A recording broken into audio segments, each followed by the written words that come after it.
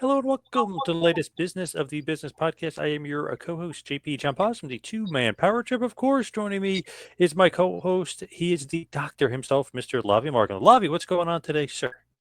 So, John, I'm going to start out, a lot more serious than we typically are. We unfortunately had this occasion once in a while to do that. But first, before any related stories broke, I did want to acknowledge the memory and the horrible tragedy of terrorism on October 7th, 2023, in Israel against the people of Israel, where 1,200 people were brutally and terribly murdered. One of them is Amit Magnesi, who we acknowledged at that time, but just wanted to acknowledge him again. He was 22 years old. He was just attending the Supernova Music Festival in the Negev Desert. He wrestled for the Israeli Wrestling League and IPWA. I think those are the big leagues relatively over there. He texted his family in his final moments that he was safe, but then he later told them he was hiding before his connection was lost, and his body was found 2 days later. So very heavy, but important to acknowledge, as that leads into our lead story today. Yeah, this is interesting because obviously October 7th was a TNA NXT show, and they were calling it Invasion, obviously because of WCW Invasion of WWF in 2001. So literally the same logo. I mean, everything was the same. So that's where it came from. But there was some backlash because NXT and TNA were using this name, and the show was on October 7th. So just give us the details on this because I didn't even really know the whole story. But basically, they had to change it to Showdown. So break it down. Yeah, so candidly, in this, October 7th, as a Jew, as a Zionist, if you don't like that, don't listen to the show anymore. But as a proud Zionist, October 7th has been on my mind for the last 2 years. It's led to a rash of anti-Semitism around the world and all of that. But when I saw the invasion poster and the graphic and the date, to me, it didn't trigger anything in my mind. So, Right. as somebody that's not in Israel, but who thinks about it a lot. But just the story, which has been reported from Israeli media, the original name referred to a similar show that ran in 2001, but was a change after some fans complained that it was insensitive. Jacob Jaffa, major pro wrestling company WWE, has changed the name of the event on October 7th after Israeli fans claimed that its invasion tagline was insensitive. The show will see the climax of a storyline which stars from partner promotions, TNA, Invade, NXT, WWE's developmental up-and-coming. The name was a reference to a similar event that occurred. Okay, we know that. But some Israeli fans claim that the decision to schedule the show for October 7th was insensitive.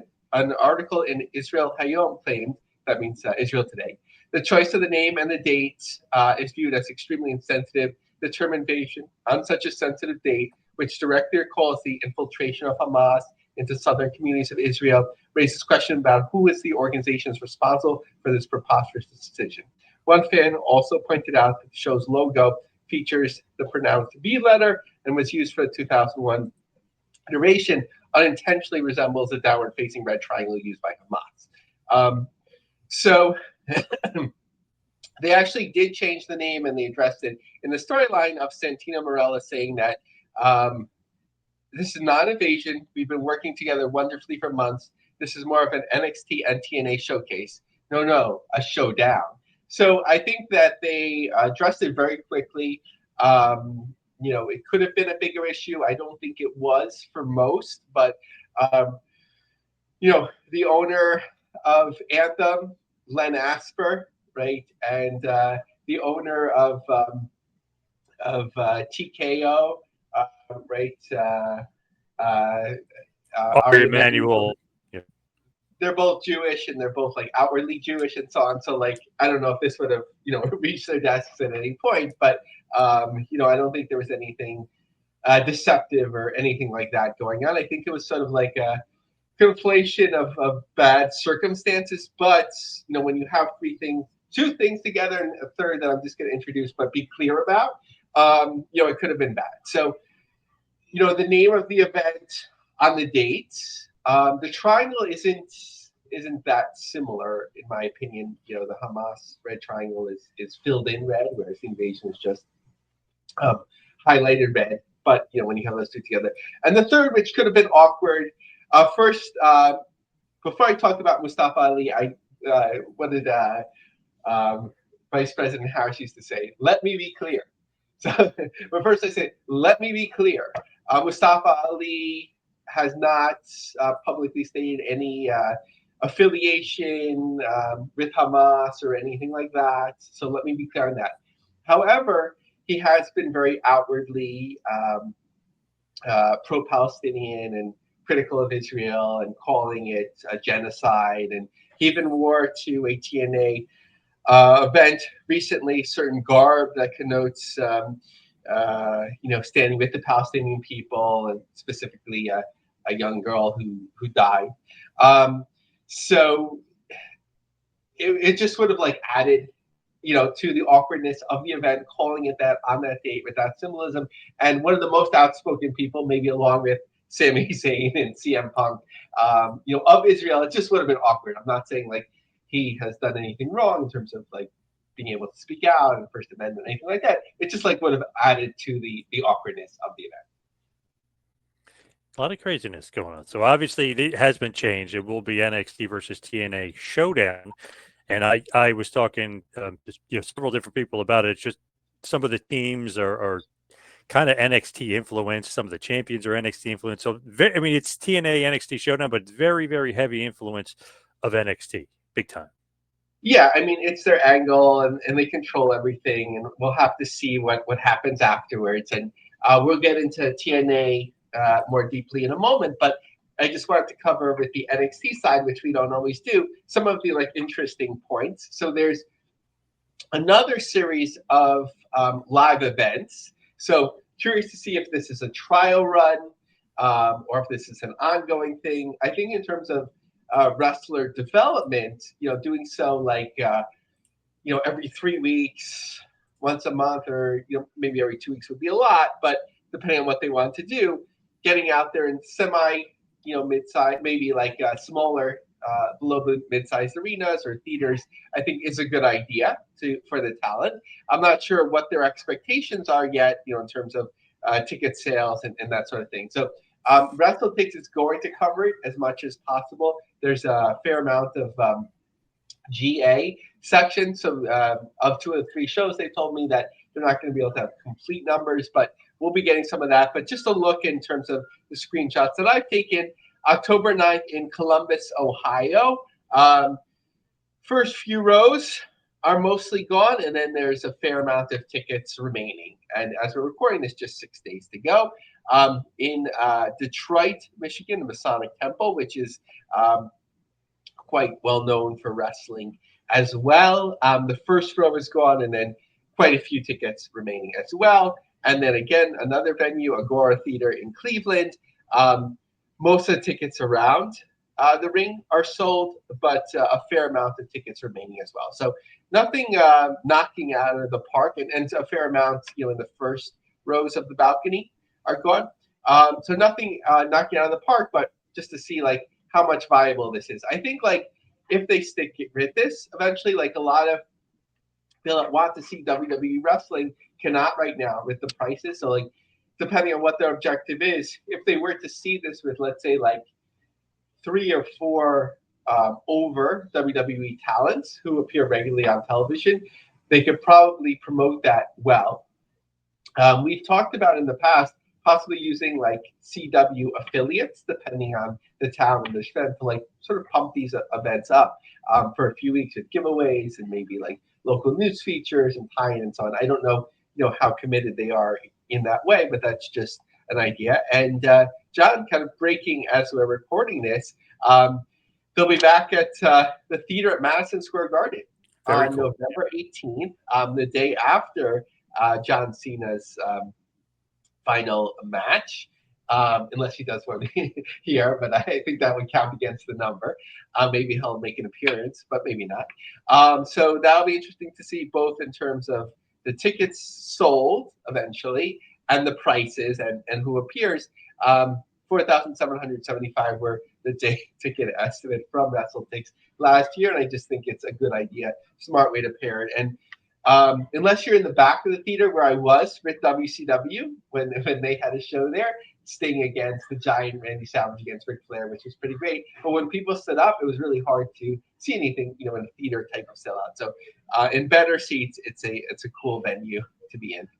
Yes, very, very cool venue there, right next to Madison Square Garden. So what is going on in TNA? You mentioned TNA. What's going on in the world of TNA right now?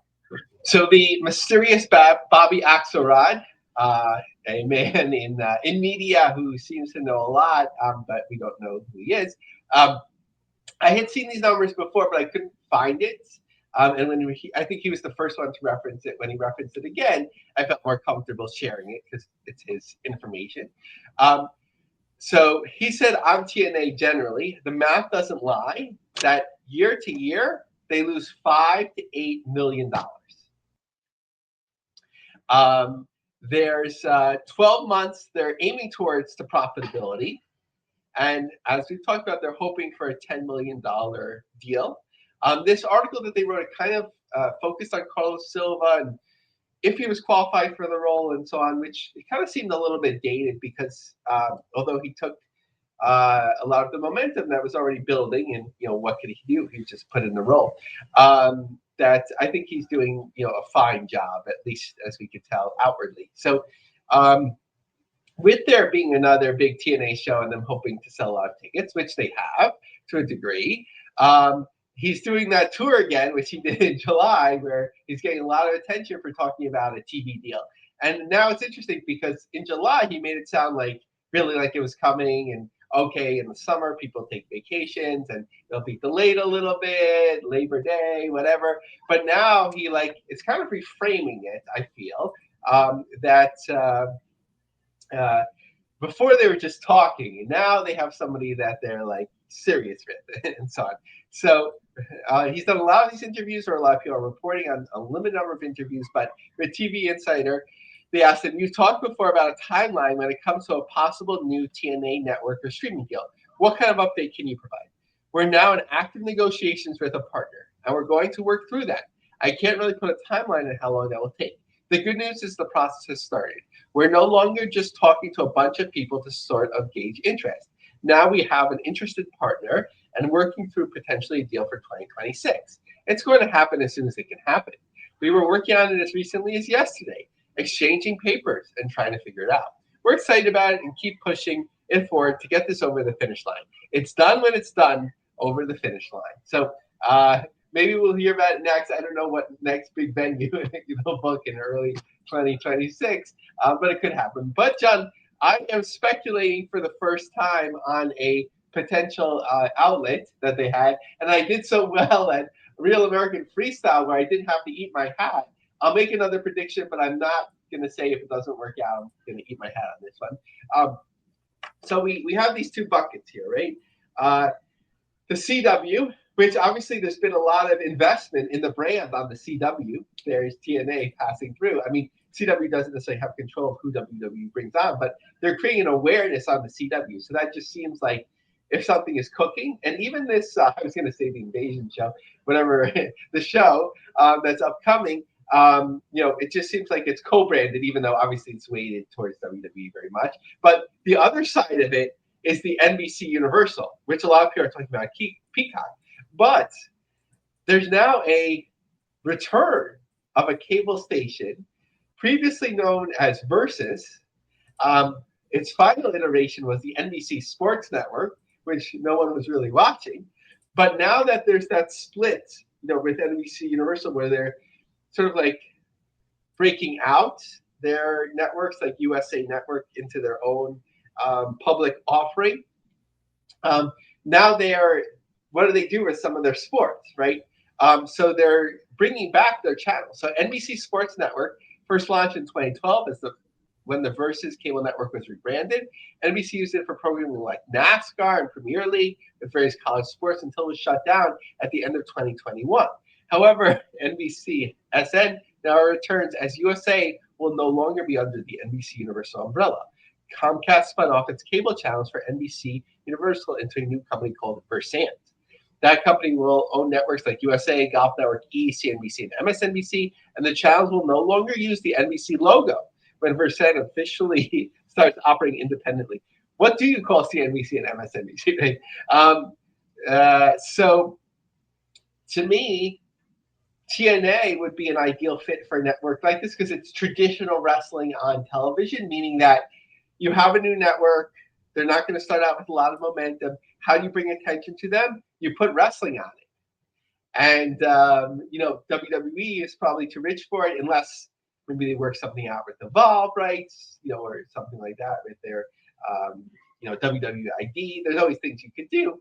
But I think TNA would be ideal here. Maybe like TNA didn't seem like ideal on Peacock alone, but maybe you have the program here, and then for Peacock, if they have the premium live events, you sort of can drive like that percentage over there. Maybe they would subscribe to Peacock. So in terms of additional TNA news, let's talk about the live events. And to me, even though perhaps it was about average or under average for TNA for the year, I think these were great numbers where they were and what they did. So Victory Road in Edmonton, 2,718 tickets for Victory Road on September 26th. And then the next night, the second night is always really hard to hold up, 2,030. So we don't know how many were comps or whatever, but I think those were great numbers. Now, we haven't been able to report Bound for Glory numbers in a timely basis on the show in a while, depending on the timing of when WrestleTix drops and so on. But we do have the latest now, and it's looking very good. Maybe not to break their all-time record in Long Island, but maybe it will, depending on how many interviews are done. So 4,518 tickets moved, plus 384 from 6 days ago. As of this 10 days to go, the setup is 5290, and the capacity seating is 7,480. So I think if Carl Silva didn't promise or didn't say he hopes to break the record, this would already be a win here. You sort of have to balance that out. They're also, as they've been doing more and more, making a bigger deal of the full weekend. So the Hardys and Team 3D will be at a local restaurant, Q&A sessions, 3D party, VIP party, all that sort of stuff, all taking place at this restaurant. Now, in terms of their final events as announced for 2025, we now know where they'll be in Orlando for a triple shot. People weren't sure if it was going to be the Performance Center, Full Sail, or somewhere else. So it will be at Full Sail from November 13th to 15th. So triple shot there. And then in the El Paso County Coliseum, December 5th to 7th for a triple shot to end the year. Just in terms of perspective for El Paso County Coliseum, there was an AEW Dynamite there, ROH taping concurrent with that. TNA was there in just March. Sacrifice was there previous to that, AEW Dynamite, but the place has been revamped, but it's been around forever, hosting WCCW and even beyond that.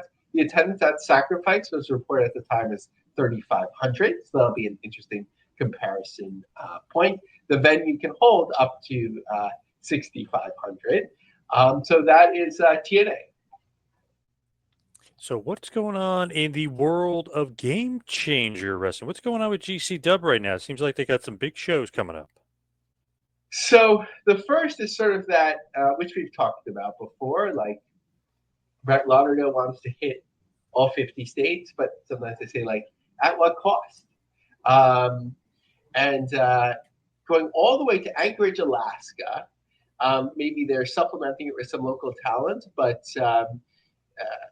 Masha Slemovich is on the poster, so interesting to see if she'll be there. I'm assuming she will, and probably a good place for her to return to sort of like acclimate, back, and these fans, the small number seemingly that will be there, aren't the same people that she's performed before, at least in GCW for the most part, I'm sure. But they've sold just their front row, and there's 10 tickets or more remaining in the second row. So that's quite a schlep for to Anchorage, and tickets from New York or wherever to bring the whole crew over, but they could check off Alaska. Now, in your neck of the woods, John, back to Atlantic City, the double shots.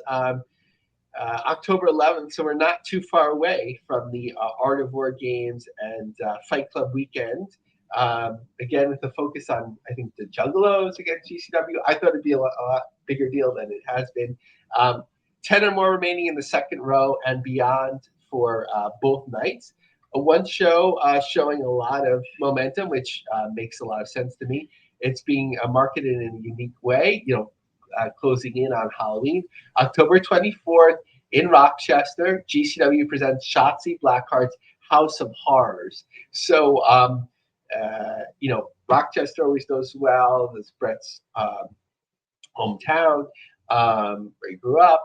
Shotzi Blackheart is a draw. And then there's that unique, element to the show. So I think that's really smart marketing. Webster in Hartford on November 7th. The first 2 rows are gone there. Then they're doing, I think that's part of a, November. Part of a triple shot weekend. So Hartford, Hartford, Connecticut. So in New England. Then Massacre in Maine, November 8th, which they're doing in collaboration with Limitless Wrestling. So I think that will eventually do really well. Limitless just does well, on its own anyway. Second row ringside and beyond the double there. And then in Vermont, making a debut there on November 9th. So checking off maybe Maine too. So checking off a lot of boxes this fall. Then November 22nd, they're back to the American Dream Wall. We had speculated for SummerSlam. Brett had explained why that didn't work. So almost sold out of the front row, almost sold out of the second row. So I think that will end up doing well on November 22nd. To close out the year, at least was announced December 5th in Seattle, December 6th in LA. By the time October 26th comes around for Jersey Championship Wrestling Possession in Ridgefield Park, New Jersey, Masha Slamovich will have performed likely in a number of places. So, but she is the main attraction on that poster. So I feel like I'm doing her disaster PR work. Hard to separate the fandom, but that's the situation. So as far as obviously MLW is concerned, I feel like they're going almost full bore, taking shots at WWE and WWE in Saudi Arabia and WrestleMania in Saudi Arabia. What's going on with MLW? Yeah, it's kind of like silly sometimes the way MLW connects themselves to WWE, but they post like a bunch of Titan ones and like all that sort of stuff. It's a little bit dated, but they were talking about like taking the money. I didn't watch. Actually, I guess I should have watched the full interview, but just the fact that they took shots at WWE's Saudi Arabia ties and having WrestleMania there. However, besides some things we don't know, their finances and investors and so on, but outwardly, besides the settlement that they reached with WWE, it seems like the most money that they made has been from a Qatar company, BN Sports. BN Sports is owned by BN Media Group, a Qatari media group. It spun off from Al Jazeera Sport in 2013. The group's chairman and CEO is Nasser Al Khelaifi, and operates a global network of sports and programs. So Qatar doesn't have the best record in terms of terrorism support and human rights violations and so on. So like glass stones and houses and whatever. Maybe it's not Saudi Arabia. I don't know which is better or worse, quote unquote. But they have the same issues. So if I was MLW, I wouldn't talk about it, but they're getting attention, which is helpful for them.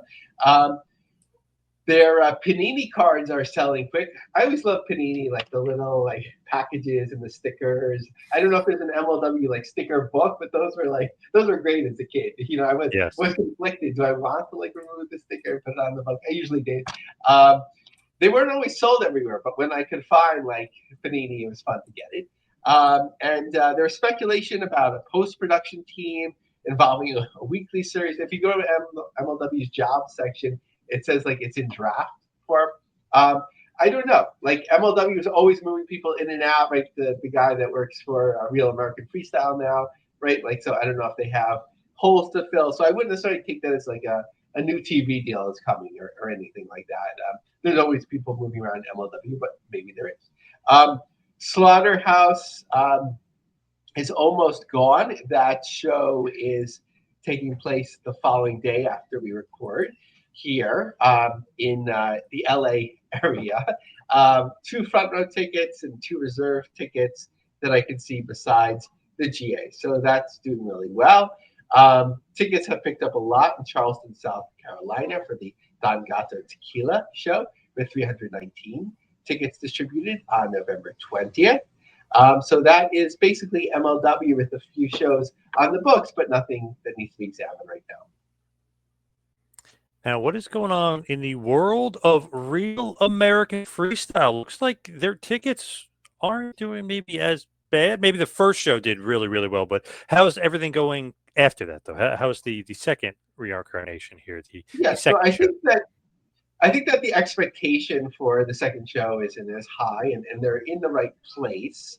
I guess it's creeping up faster than it seemed, but October 25th. They're in Penn State's wrestling area, Bryce Jordan Center, where they've distributed 950 tickets, a setup, of 2,917 with 75 or 7,800 tickets possible on the show.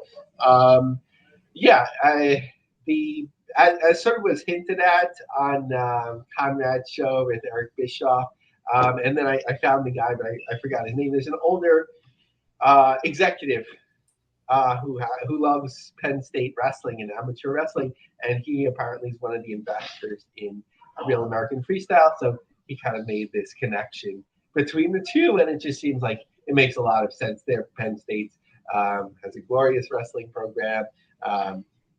Maybe you can let students in for free or whatever it is at a very discounted price if you need to, and kind of fill the space decently for their Fox app.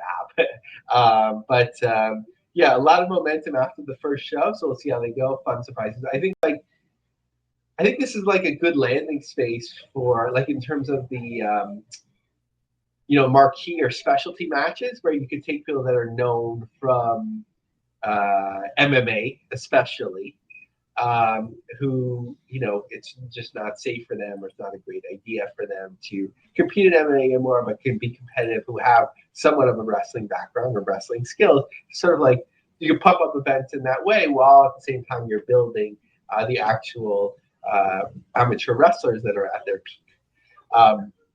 So that's RAF. What is going on in the world of the NWA? Because it looks like Shotzi, you were talking earlier, she's making her way back to the NWA. Yeah, Shotzi Blackheart battles Natalia Markova October 17th at Sam Hain Part 3 in Atlanta. So good draw of Shotzi. Natalia Markova is one of the unique draws of the NWA. Certainly, I'm not aware of her competing other places at this point, although I think she's been around a lot longer than I had realized when I looked up her cage match and so on. They're in center stage, 165 tickets distributed, 16 days to go. So we'll see what happens. Hopefully it picks up for them for sure. Now, what's going on with Triller? It seems like there's some news maybe as far as bare knuckle fighting championship. Like, what's going on with Triller? Yeah, so again, I'm not going to claim I understand this all completely, but from what I do understand, or think I understand, it seems kind of stunning. So David Feldman was on the Ariel Helwani show, and he asked him about what's going on with Triller. And he said Triller is now a minority owner, and by mid-October, there's one man who is not doing some corporation or whatever, or maybe he'll have like a LLC or whatever he'll start, but it's not like a conglomerate that's buying it. It's one man I think who lives in Florida. They're always from Florida, who is going to be buying the majority interest in Triller, and it's valued at and he's buying it at a value of $350 million. So that doesn't mean necessarily he's buying it. He's giving them $350 million. It's being valued, whatever majority ownership he's getting, whatever percentage he needs for that, it's valued at $350 million. what's kind of stunning about that is that's like, the stock was up a good deal amount today, but it's about 2 times the value of Triller overall. So it's interesting. Like, we don't know, did Triller sell it back to Feldman or like on a contingency or something like that at a cheaper price because they needed the cash? Because if they're no longer the owner, right, they had to exchange something to get there. It's not forthcoming in terms of the way I understood it. Now, Zach Arnold, MMA Draw, former guest of the show, he had reported in April 2025 that Triller offered Bare Knuckle as collateral for a $10 million convertible note from a mysterious Grand Cayman Island entity. So did this financial entity in the Cayman Islands like already have control of BKFC? It's like so complicated. And the stock is doubled in the last month. So it went down a ton, but if you bought it at the bottom, it would double it. I often think about it, but it's so risky. So there's a lot going on there. So once the sale goes through and BKFC announces the sale, if I was a stockholder, I would, non-legal advice, non-financial advice, but I would probably inquire with a lawyer about a class action lawsuit to better understand the value that BKFC was sold as, having been a Triller asset, and the stock is performing so low when that asset is worth 2 times or more of the total value of the company. Good point. Kind of crazy, isn't it? So, as far as your favorite topic of all time, there's some interesting stuff in here, and of course, we're talking about here and there, but AEW and DC Comics. Am I seeing and hearing this correctly? What is going on with that and the rest of the here and there universe? Yeah, so AEW has done a little bit with DC. Of course, they might be partly owned by Time Warner, Discovery Time Warner, whatever it's called. But they've done like the comics, like specialty covers that featured AEW wrestlers and so on. But like, the Superman movie was a huge hit.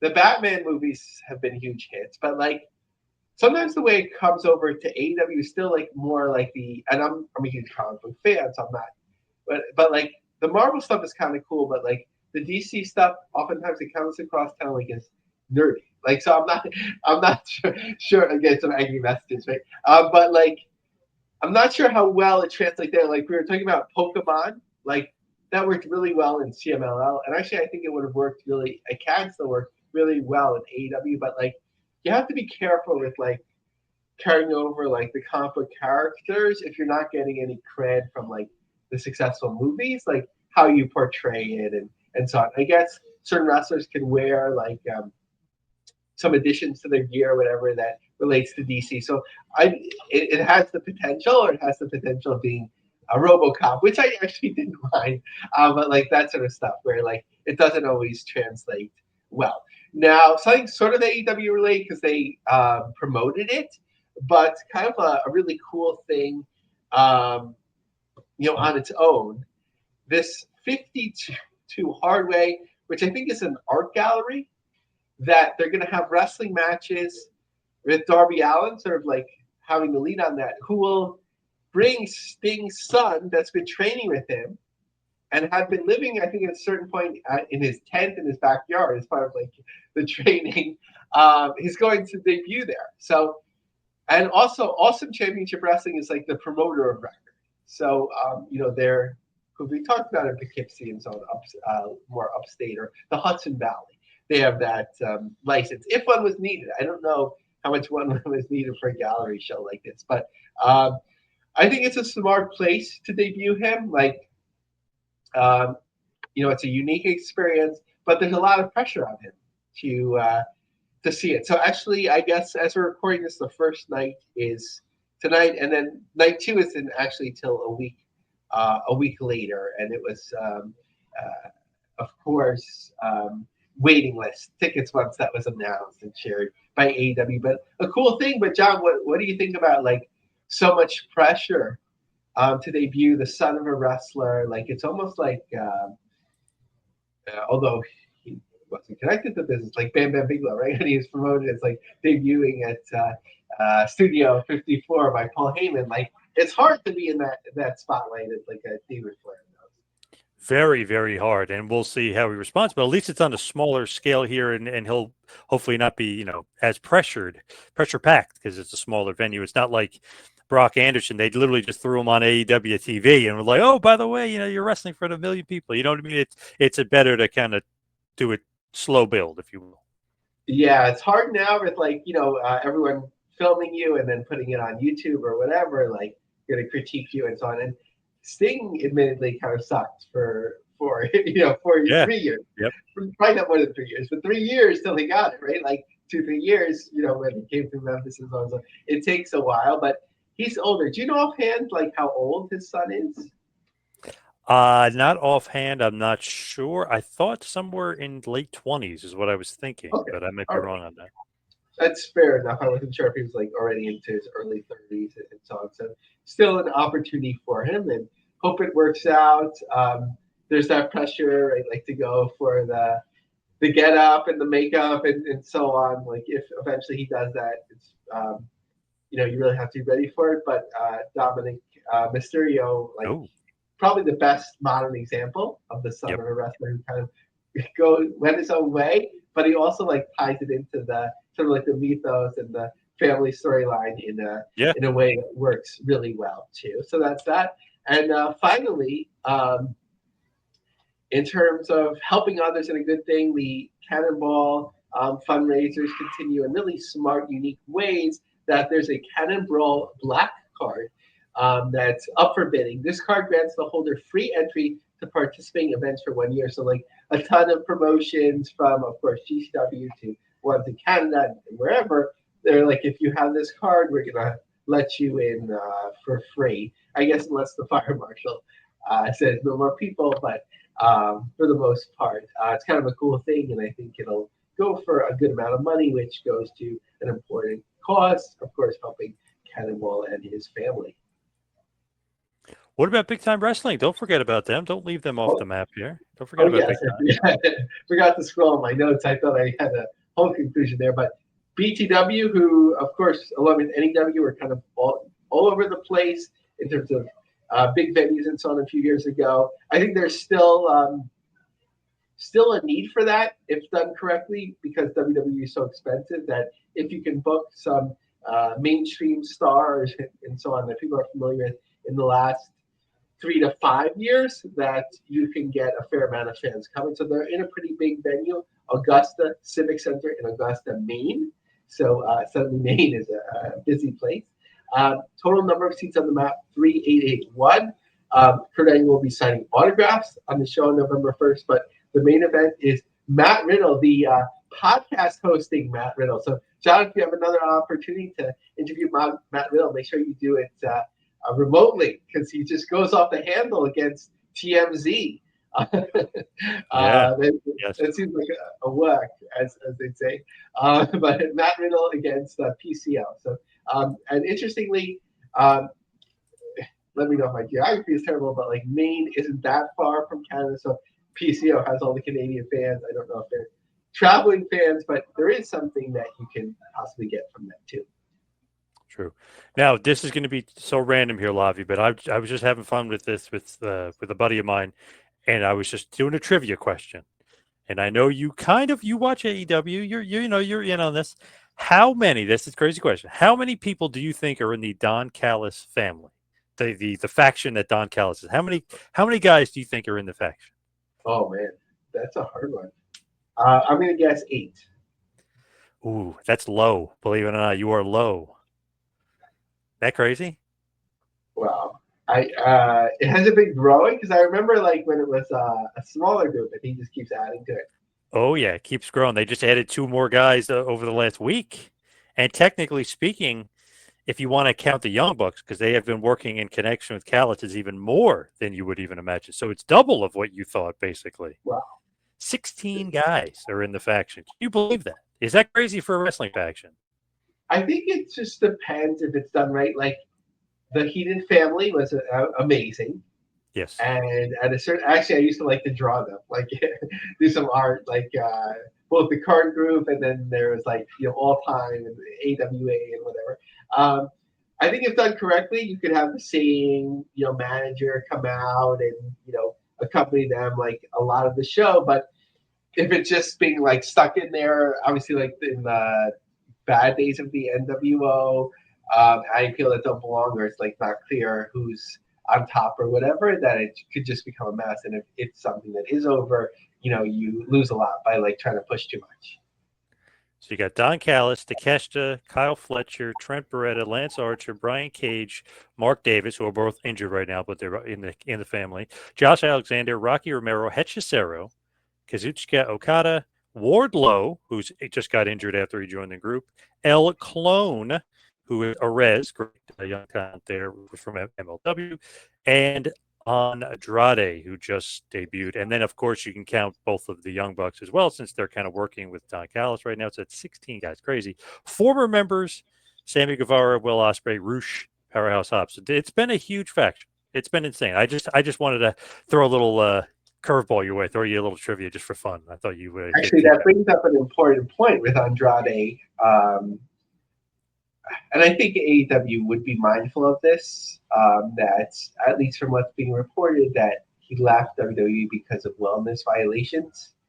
And AEW is picking him up right away. So hopefully they are providing the necessary supports to his successful lifestyle and not only his perfection. I feel like they would. That would be my feeling. But hopefully, not ignoring whatever reasons they left WWE and are fully supporting him. I actually was shocked that Andrade showed up that quickly. There's no 90 days, there's no whatever. He just showed up. That was pretty shocking. That was Monday Night Wars-esque with Jeff Jarrett just randomly popping up. I never got. I mean, first talking about his problems and wanting to help him, but like from a whatever perspective, I never kind of got him. Like I never I just didn't. I don't watch that much, but whenever I've seen it, he's kind of always been there to me. But like I never sort of got him like from Lucha. I know that he was a bigger star and it was like a different thing. But like, do you like feel like that you connect to him? Is there something intriguing to you about him, John, when you see his matches? I think he's a great wrestler. I feel like he has a cool look. I always like his matches and stuff, but I don't know. There's something's been missing there. He's just been, I don't know, ever since he won the NXT title. I like that reign, and he had a couple good matches, but I don't know. It just felt like they just hasn't connected. Something's I don't know. Something's off. Like you're into it, and then I don't know. It kind of falls off. So hopefully he can somehow reconnect. Maybe this Kenny Omega feud maybe will help launch him. So, John, I have a totally unrelated question. Are you going to see the Smashing Machine? I was literally just looking up times and dates. I don't know if I can this weekend, but I actually really want to see it. I might have to just do it during the week or something. Because to me, I don't know. I love that era of MMA. I love Mark Kerr and I love The Rock. And I don't know. I'm interested. I'm super interested. What about you? Are you going to go see the Smashing Machine? Yeah, I'd love to see it. I already have a commitment on Sunday to the movies to see Taylor Swift is debuting her album, and my daughter wants to go see that. So I got the tickets quick. So that's that. But I do hope to see it. Yeah, I love like the documentary was like one of my favorite things ever, and the era of Pride was amazing. There's just something so cool about the Pride big matchups. Like last night to fall asleep, I was actually watching Mark Kerr against Texas Crazy Horse Heath Herring, and it wasn't that exciting match till the very end. But like there was just something about them, and it was like larger than life and amazing to see. But I did catch up on my movies, The Queen of the Ring, and I just rented it on Amazon, so one view, and kind of disappointing. I like the look of the movie. The actors and actresses were great, but besides like the kayfabe talk, which was like it seemed out of place, the cheesy lines, like taking Hogan's "That Doesn't Work for Me," Scott Hall's "Bad Times Don't Last, but Bad Guys Do." Like it was like, oh my gosh, like this does not belong here. And then during the actual matches, it was like unclear when they were like hinting that it was real, and hinting that it was like a work, and like it just created confusion. I felt like I had to go back, that I should go back to the book, which was a wonderful book by Jeff Verleen, to like kind of sort this all out and refresh my memory for what was actually what. Good point. Go back and check that bad boy out. So let's wrap this guy up and head towards the plugs. You follow me on Twitter and Instagram at 2Man Power Trip. How about you, Lovey? Yeah, follow me on X, Laviemark, LAVIEMARG. Check out my long form articles on linecubjobsearch.com. Join our LinkedIn group, The Business of the Business, pro wrestling news and jobs.